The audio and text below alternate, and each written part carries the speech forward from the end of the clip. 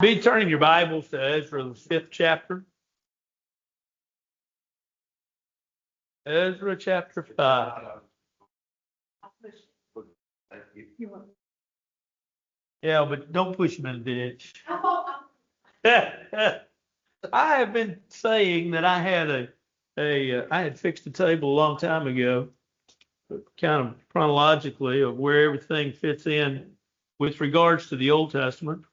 And I've been telling you that, and I'm sure you thought that I was pulling your leg. But anyway, I found it. ChatGPT did not do this. I can assure you that this took hours. It's actually a I took Andy Kaiser. Andy Kaiser, I don't know if anybody knows Andy Kaiser. Andy did a little booklet. I don't know who published it for him. Anyway, he broke down into about 15. He did the whole Bible. And I just did the Old Testament there. But yeah, ChatGPT could do it, but it did not do that one.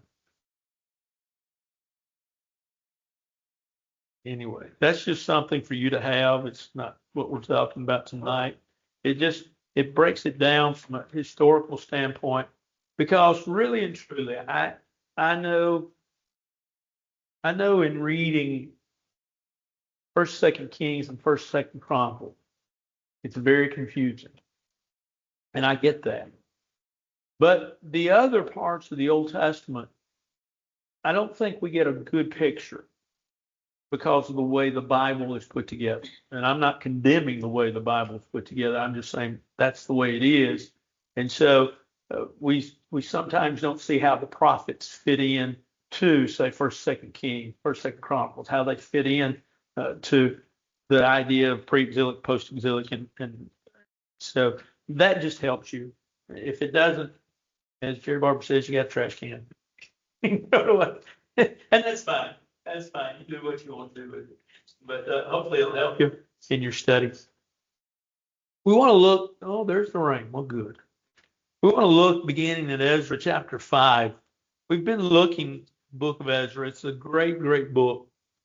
If you recall, Ezra tells us about two returns. The children of Israel have been carried away in 606 to Babylonian captivity. And it wasn't until 536 by the name of Cyrus, when the Persians actually took over, when they defeated the Babylonians.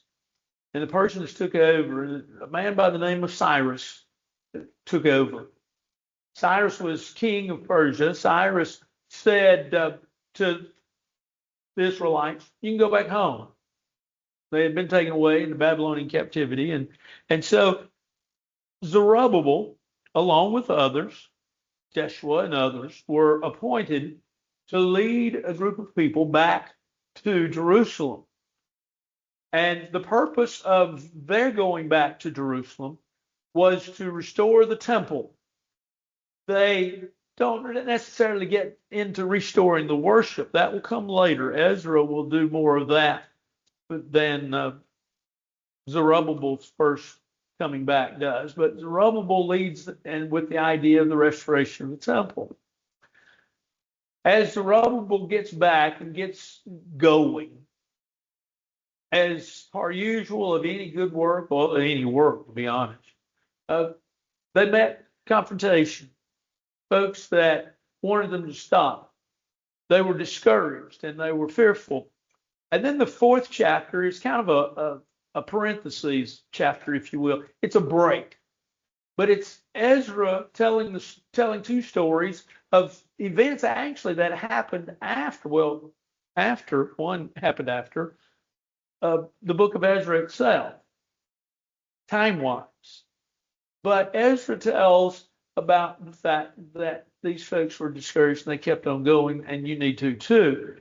In the 5th chapter now, as we're starting tonight, he gets back to the story. So in many ways, here's kind of a way to look at it. If you want to just follow Ezra chronologically, read Ezra's 1, 2, 3, 5. In other words, skip the 4th chapter. It's not that it's not important. It's not that you shouldn't read it. It's just from a standpoint of chronologically. kind of lose the story if you don't understand what's going on in the fourth chapter. But in the fifth chapter, we have them resuming again is redundant, resuming the rebuilding of the temple. And as they do such, understand that we are about 16 years later. So in other words, chapter 3, and you begin chapter 4, chapter 4, and 3, and begin chapter 5. There you go. In chapter 3, begin chapter 5. You put those two together, you have a continuous story, but you have 16 years in there where they didn't do anything. Haggai and Zechariah and Haggai are mentioned in verse 1 of the 5th chapter. Haggai and Zechariah were post-exilic. That just simply means after the exile, when they came back. Are two post-exilic prophets. Haggai and Zechariah, if you go to those books, Haggai is very short, Zechariah is a little bit longer, but it doesn't take you that long to read either one or both.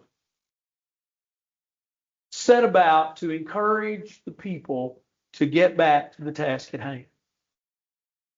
Haggai is a little rougher, if you will. Haggai is more to the point. It's more of this is what God wants done. You need to obey God. Get to it. Zechariah is more hopeful and really spends more time giving them hope and the good reasons why they should do it.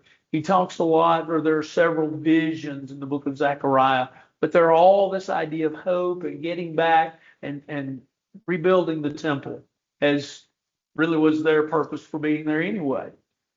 So when Ezra introduces or begins this 5th chapter, he says the prophet Haggai and Zechariah, the son of Iddo, prophets prophesying to the Jews who were in Judah and Jerusalem in the name of God of Israel, who was over them. These were people that basically, if you will, the Israelites needed a word from God in order to encourage them to get back to work. And Haggai and Zechariah do that. So Zerubbabel, the son of Shealtiel, and Jeshua, remember, is the high priest that Zerubbabel took with him, the son of Jozadak, rose up and began to build the house of God, which is in Jerusalem. And the prophets of God were with them, helping them. So you have a period of reconstruction now. This is going to last for about 4 years until they finally get the temple rebuilt. Haggai and Zechariah are admonishing them, encouraging them. Let's get this going. Let's do what needs to be done. And at the same time, Tattenai, the governor of the region beyond the river, and Sethar, Boznai, and their companions came to them and spoke thus to them: Who has commanded you to build this temple and finish this wall? And notice that Tattenai is said to be the governor of the region beyond the river. He's talking about beyond the Euphrates River. Tattenai is the governor, and Sethar, they come and they want to know something. Said you could do this. Who authorized, the idea of the word that's translated in New King James Version, commanded means to authorize. Who authorized you to build this temple and finish this wall? Now, in many ways, that is a question that is condemning what they're doing. But you've also got to understand that could be interpreted as a question of concern. Because if the Persian king had heard that they were rebuilding the temple and he had not authorized it, or it had not been authorized by a Persian leader, that there was a possibility of revolt and rebellion, or that the work itself could be seen as a revolt or rebellion. And thus, what he would probably do is command his army to go and squash the rebellion. And so you can look at the question, and I think we find what their real intent was here in the text as we continue on. But at the same time, too, whatever the intent may have been, the question is, I think, noteworthy, but nevertheless, it's a question that, once again, maybe they're trying to finish off the work because they don't want to see it done. Who knows exactly? Well, then accordingly, verse 4, we told them the names of the men who were constructing this building. But the eye of their God was upon the elders of the Jews, so that they could not make them cease till the report could go to Darius.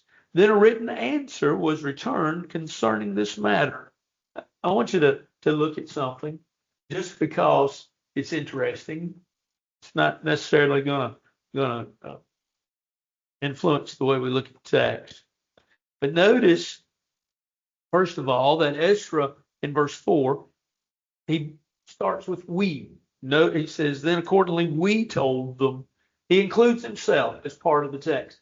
Your version, if you have, say, maybe a newer version, may have the word the. The Hebrew word can be translated either way. But I think it's interesting that Ezra includes himself, and we is a good way of translating this as well. But then look at verse 5. The eye of their God was upon the elders of the Jews. You don't see that phraseology much. The eye of God. The eye of God, it's just the hand of God. Is often what we would call it. It's the providence of God, the protection of God is with them. And so while there is this inquiry about who gave you the authorization? Do you have the building permit, so to speak? The work did not stop waiting for an answer. They're able to send back, and will send back, as we see now in verse 6, a copy of the letter that Tattenai sent. The governor of the region beyond the river, Shethar-bozenai, and his companions, the Persians who were in the region beyond the river, to Darius the king. Here's the letter. They send him a letter. While they send it, and think about it, this has to go off. And it may have been a little quicker than snail mail today. I don't know. But it was slow. They send this letter, work is going on, and here's the letter. To Darius the king, all peace, general greeting. Let it be known to the king that we went to the province of Judea, to the temple of the great God, which is being built with heavy stones, and timber is being laid in the walls, and this work goes on diligently and prospers in their hands. The Persians, as we said, were polytheistic at best. They were Zoroastrianism, is the technical term for their religion. But they had a lot of gods, a lot of different gods. And it's interesting that they would refer to God a couple of places in this letter as something to the great God. Why did they refer to him as the great God? Had they converted? Probably not. They had a respect for all gods, and so why not for the Israelites' God, first of all. Second of all, the idea of they don't want to insult anybody. And so there's all kinds of reasons, but we really don't know why. But it is interesting that there is this when they call God, they're not downplaying him. They're not being derogatory towards his name. They're not suggesting bad things. They use really terms of respect and reverence. But here's the question. They said they're building this temple, and they're prospering in what they're doing. Then we asked those elders and spoke thus to them, who commanded you to build this temple and to finish these walls? We also asked them their names to inform you, that we might write the names of the men who were chief among them. And thus they returned us an answer saying, we are the servants of God of heaven and earth, and we are rebuilding the temple that was built many years ago, which a great king of Israel built and completed. But because our fathers provoked the God of heaven to wrath, he gave them to the hand of Nebuchadnezzar, king of Babylon, the Chaldean, who destroyed this temple and carried the people away to Babylon. We're getting, if we haven't already, we're getting a good history of what happened when Babylon came in and pretty much destroyed everything and took away people. We've talked about it before, but this is a good kind of short history of what happened. Verse 13, however, in the first year of Cyrus, king of Babylon, King Cyrus issued a decree to build this house of God. Also, the gold and silver articles of the house of God, which Nebuchadnezzar had taken from the temple that was in Jerusalem and carried into the temple of Babylon. Those King Cyrus took from the temple of Babylon, and they were given to one named Sheshbazzar, whom he had made governor. And he said to him, take these articles, go carry them to the temple site that is in Jerusalem, and let the house of God be rebuilt on its former site. Now, we've talked about Cyrus before. We talked about how that really he helped. As we go through history, we find the hand of God. Some will say, well, it was luck. It just happened to be at the right time. Well, I think in many ways Paul answered that in Galatians chapter 4, where he talked about Jesus coming. He said, in the fullness of time, God sent forth his son. And what Paul meant there in the book of Galatians, when he says in the fullness of time, it literally means at the right time, God sent his son. And so at the right time, these things happened. At the right time, Rome was in power. Rome tremendously helped the movement, the ability to evangelize in the New Testament. The Persians helped. The Persians, do you remember anything that they were noteworthy for? Good rugs. Rugs. Yeah, they do. They make good rugs. They do. They were really the ones that introduced crucifixion. They were pretty barbaric. The Romans affected crucifixion, but the Persians introduced it. But nevertheless, it has nothing to do with this. Anyway, the articles that they took away that were taken away into Babylonian captivity, that these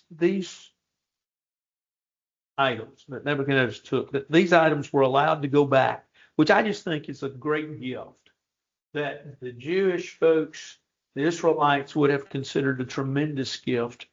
And anyway, they say, Cyrus said, take them back.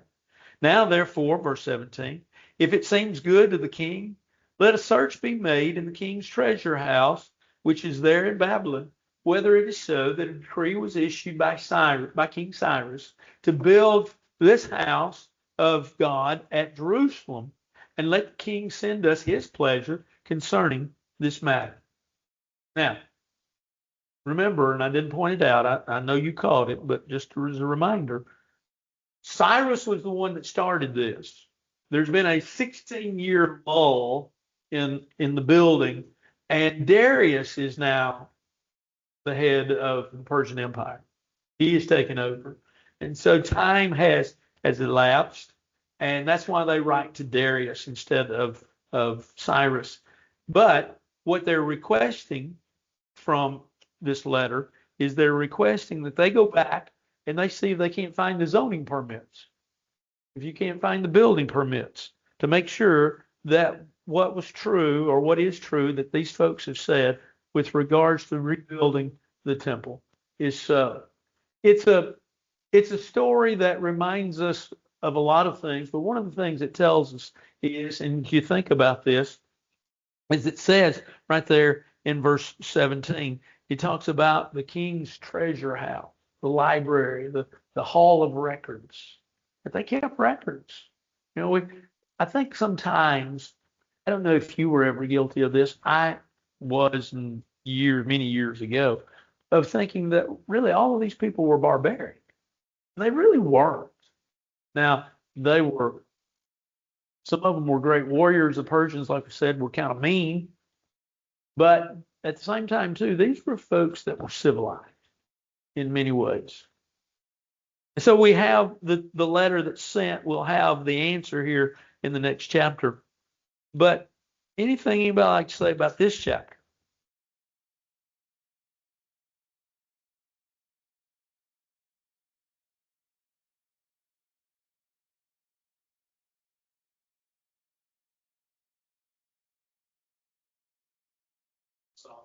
How much time has it been?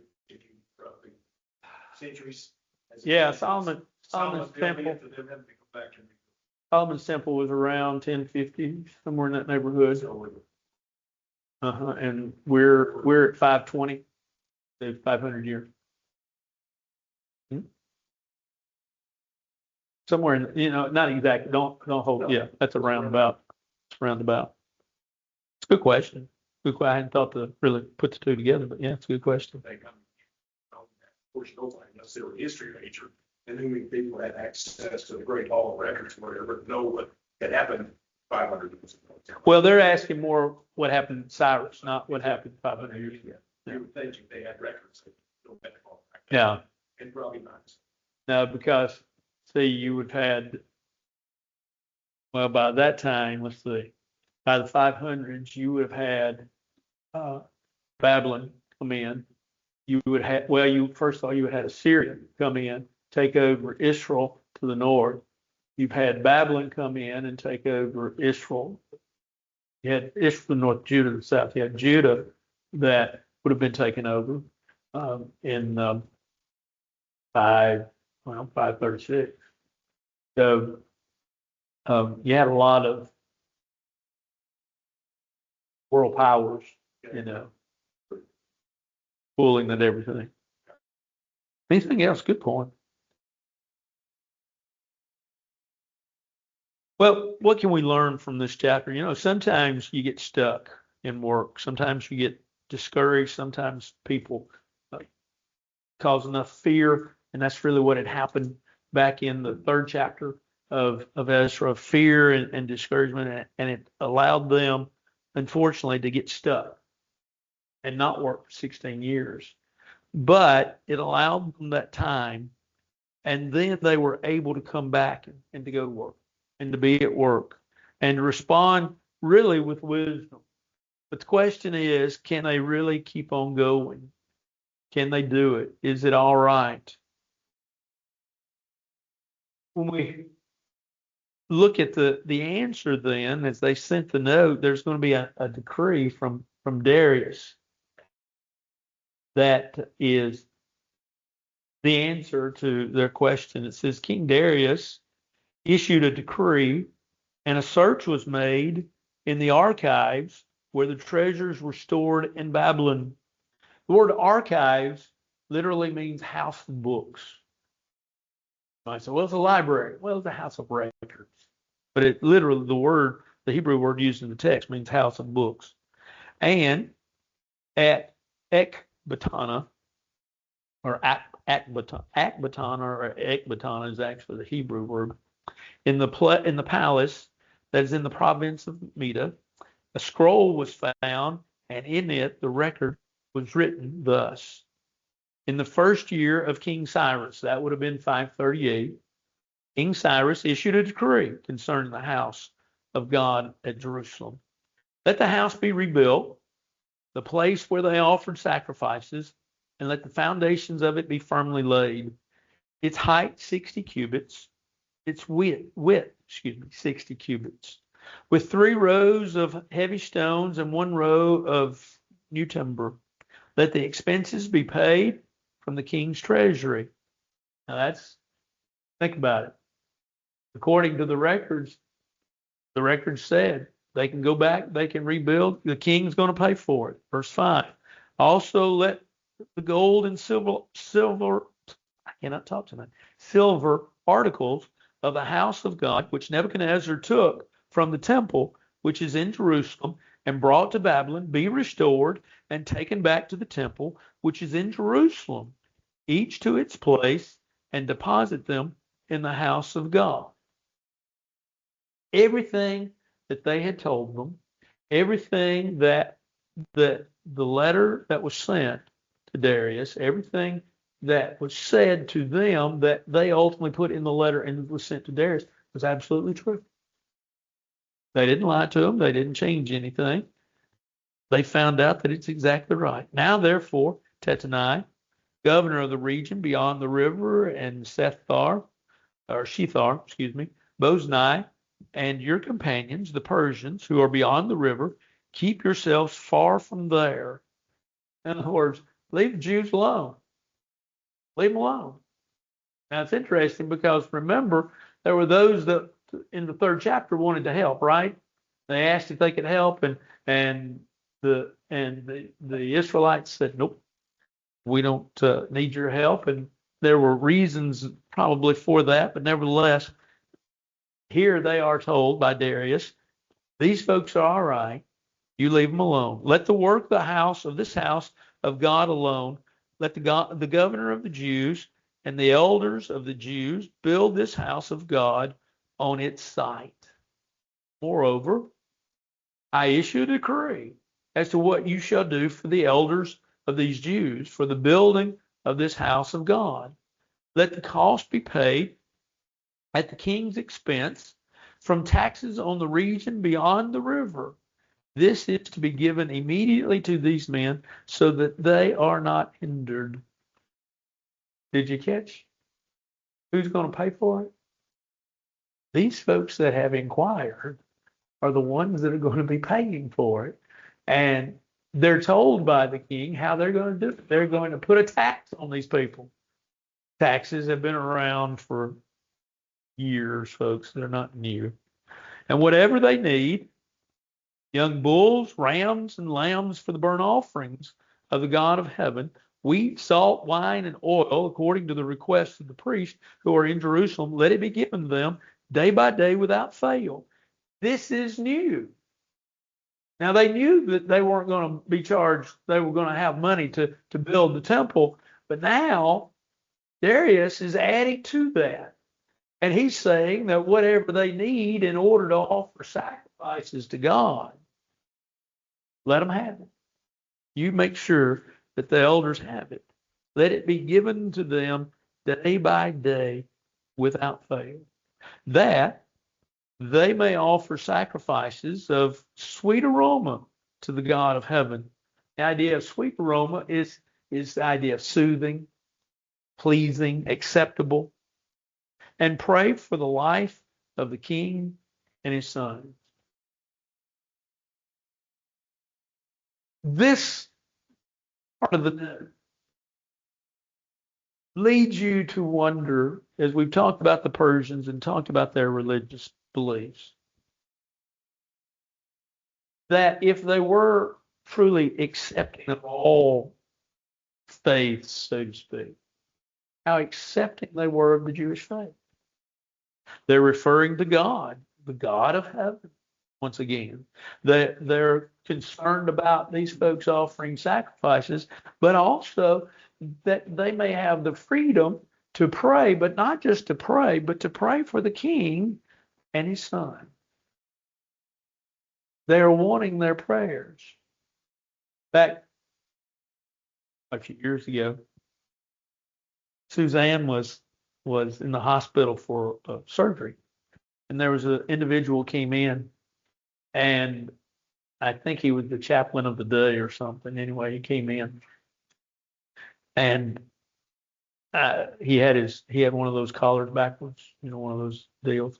So he wasn't what our faith, but anyway, he said, "Can I pray for you?" Sue, so I was just sitting there. He was talking to Sue. Sue said, "Sure."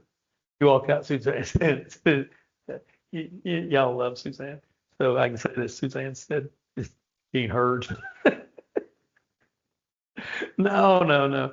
But these Persians, this king Darius, desired to let Israel alone so that they might even pray for him.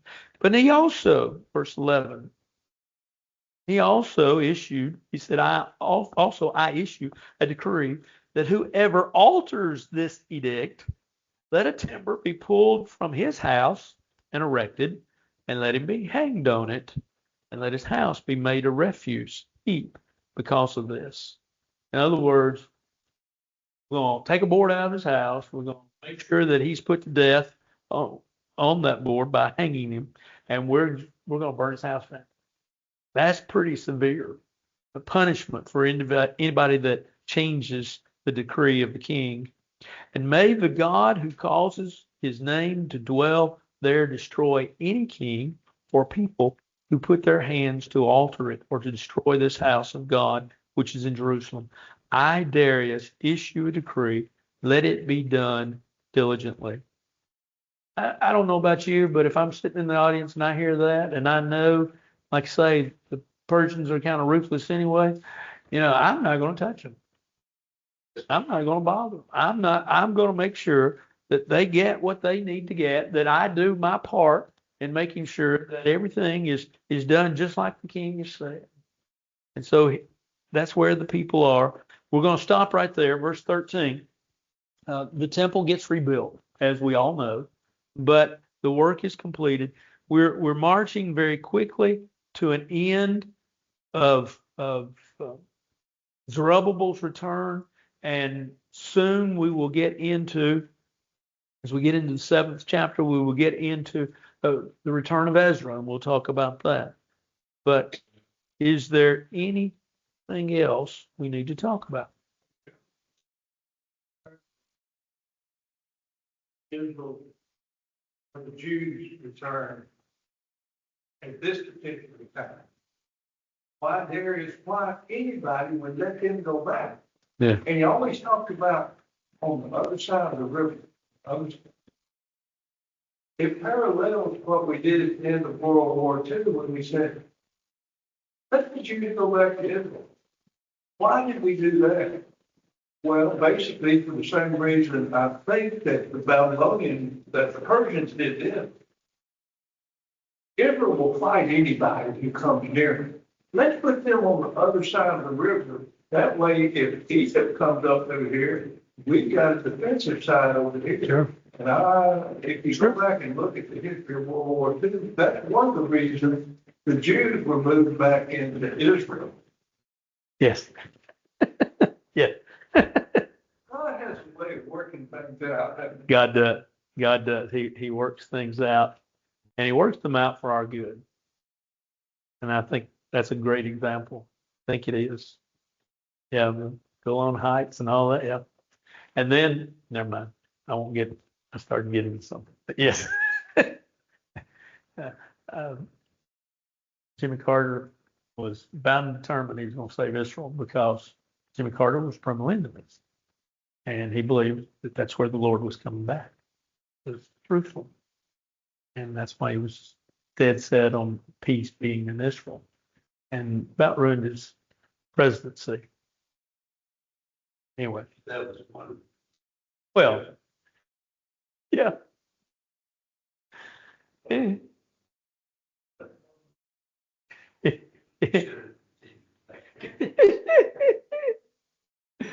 Anything else? Let's bow forward in prayer. Our Father in heaven, we're so thankful for this day, thankful for the blessing of it, for the opportunity that we've had to study your word, to be reminded that in any good work that we put forth, there will come times of discouragement, times of fear. There will come times in which maybe even the work will be halted, but that it can be picked up again and that we can engage again and we can do the things that are needful, necessary, and that we can always move forward. We ask that you watch over us as we go throughout the rest of this week. Be with the different ones that were announced in our announcements. We have so many that are going through difficult times physically and emotionally, and we ask that you bless them and keep them. We ask that you watch over us, that you bless us and keep us and hold us as we hold to you. This is our prayer in Christ's name. Amen. Y'all have a great, great week. We'll pick up right there next week.